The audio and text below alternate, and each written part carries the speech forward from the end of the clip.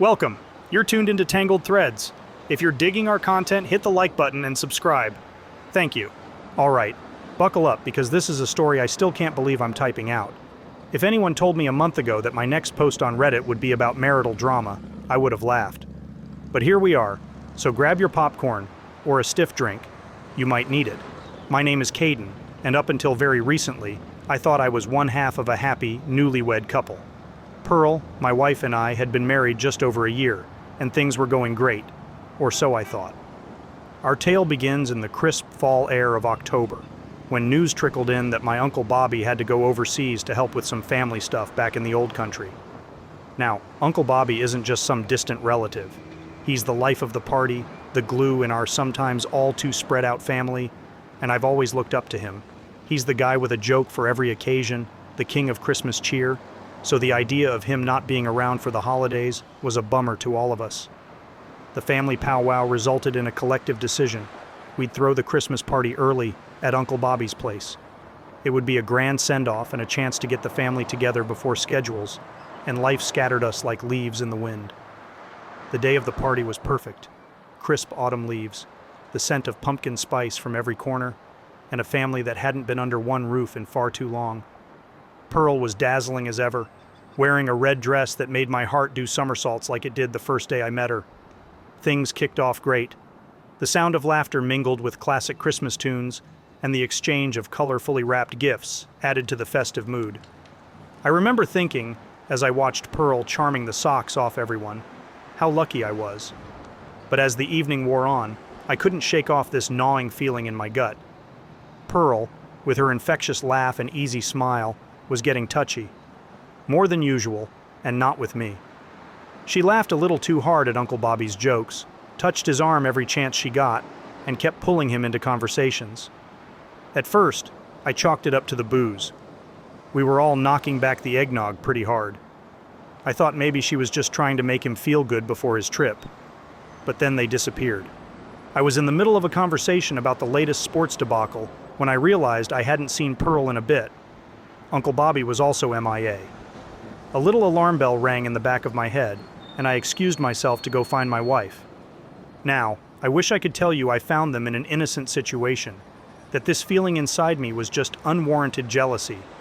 But when I found them, tucked away behind the venue, in the dim glow of those cheesy Christmas lights, my world shattered.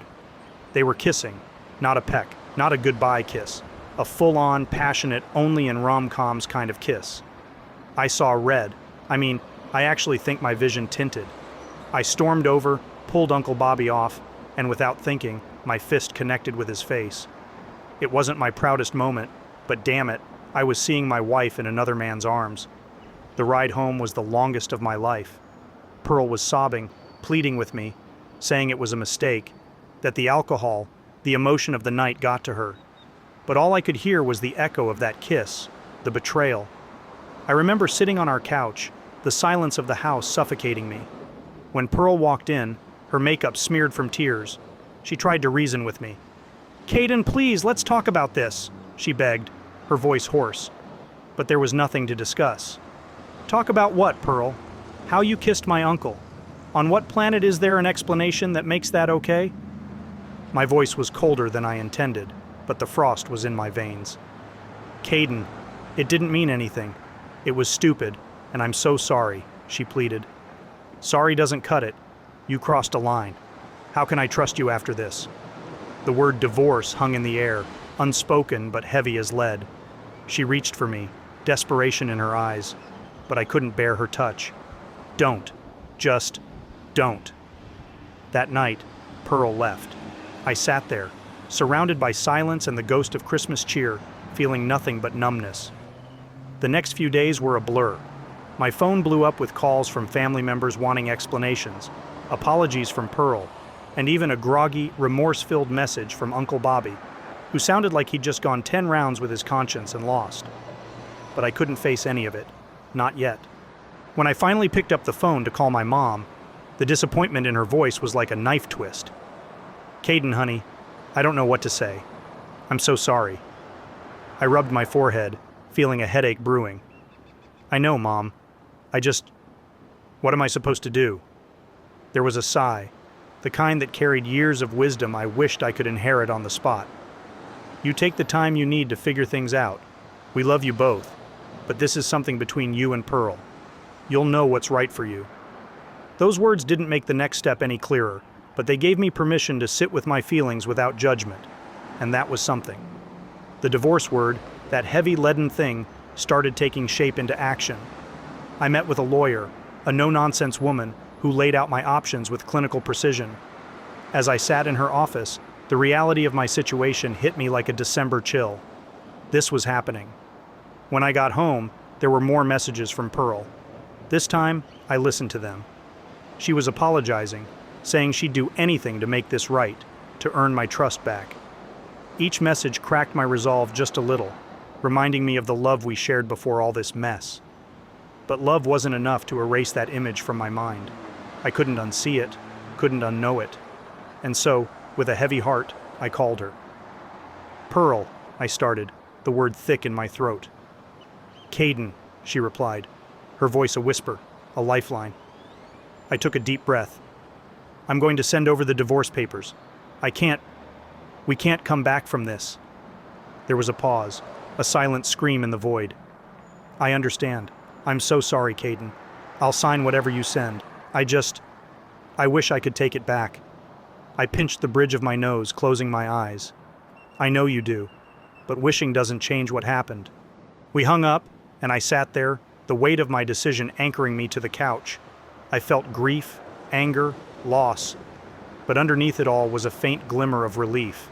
It was over, or at least it would be, once the ink dried on those papers. Christmas came and went in a blur. I didn't go to any family gatherings. I couldn't face the questions, the pitying looks, the whispered speculations. Instead, I took a solo trip to the mountains, finding solace in the silence of the snow-covered peaks. And now, here I am, typing this out. I'm not sure why. Maybe as a cautionary tale, maybe just to vent to the void. The divorce is in progress, and the days are getting a little brighter.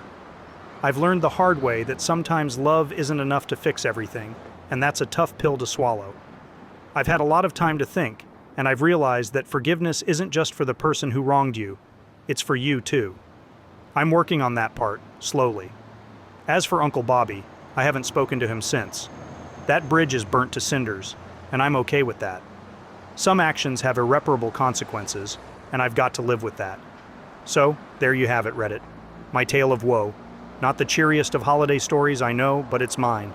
Thanks for listening. Update. Well, Reddit, just when you think you've started to navigate the choppy waters of a pending divorce, life, or in this case, my soon-to-be ex-wife Pearl, decides to throw you a curveball. I'm typing this with a mix of frustration and disbelief because, honestly, you can't make this stuff up. So, last Thursday, I was sitting in my living room, the same one where I had decided to end my marriage, trying to find some semblance of peace in the midst of the legal storm that is divorce court. I've been trying to keep things as civil as possible, which is why I won't go into the nitty-gritty of court proceedings here. That stuff is serious, and I respect the process too much to air it out on the internet. But this isn't about court. This is about what happened after, and it's something. I'm sitting there, flipping through the channels, not really watching anything, when I hear this noise outside.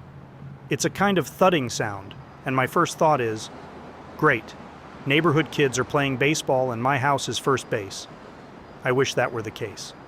I peek out the window, and there's Pearl, looking like a storm cloud in human form, hurling what looks like a garden gnome through my front window. Glass shatters, and my heart rate skyrockets because, well, that's not exactly a daily occurrence. "Pearl, what the hell?" I shout, racing to the door. "You never listen to me, Caiden. Maybe now you'll hear me out," she screams back, tears streaming down her face as she picks up another unfortunately doomed lawn ornament. At this point, I'm more worried about her hands than the window. Those gnomes aren't soft. "Pearl, stop. Let's talk about this, but not like this. You're going to hurt yourself." It's like I've hit pause on the chaos. She hesitates, the fight draining out of her as she realizes this isn't the way to go about, well, whatever she was trying to accomplish. The police show up, because of course the neighbors called them at the first sign of domestic gnome warfare. They're asking if I want to press charges, And there's Pearl, a mess of regret and broken ceramic pieces. I don't press charges. I can't. Despite everything, I can't add more fuel to this dumpster fire of a situation. Pearl and I talk with the officers. She's sobbing apologies, and they're giving me that look. You know, you sure you don't want us to take her in?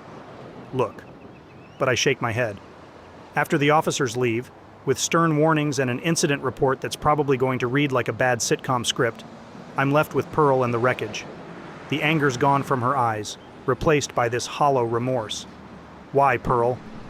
It's the only question I can muster. I just wanted you to listen, she says, to hear how sorry I am, one last time. I sigh, running a hand through my hair. I've heard you, Pearl. Every message, every apology. But this, I gesture to the broken window, this isn't the way. We clean up the mess in silence. I tell her the divorce is still happening. She nods, says she knows, and she'll stop fighting it. We part ways with a chasm of words left unspoken. And now I've got a boarded-up window reminding me of the chaos that used to be my life. I've got friends patching me up with promises of beer and basketball games. But right now, I just feel tired. So there it is, another chapter in this saga that's become my life. Divorce is a wild ride, folks. Strap in and maybe hide the garden gnomes, just in case. Jesus, man. This poor guy. And what the hell is Uncle Bobby's deal? I mean, shouldn't families stick together? And not sleep with each other's wives? Anyways, let us know your thoughts in the comments section below. When you subscribe, be sure to click the notification bell. Click here for more Tangled threads.